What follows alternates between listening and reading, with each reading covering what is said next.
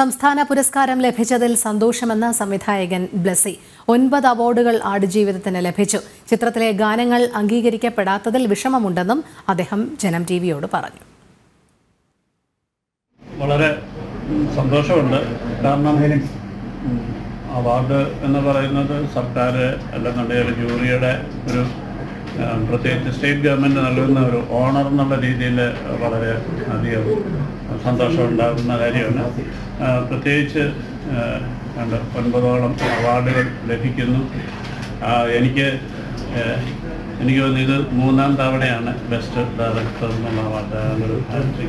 ഭയങ്കര ഔട്ട്സ്റ്റാൻഡിംഗ് ആയിട്ടുള്ളൊരു പെർഫോമൻസ് ഞാൻ കണ്ടത് ഇതിൻ്റെ റെക്കോർഡിങ്ങിലാണ്. ഈ സിനിമയുടെ മ്യൂസിക് പാർട്ട് എന്ന് പറയുന്നത് പല ഭാഷയിലുള്ള പാട്ടുകൾ ചേർത്തിട്ടൊക്കെ വെച്ചു.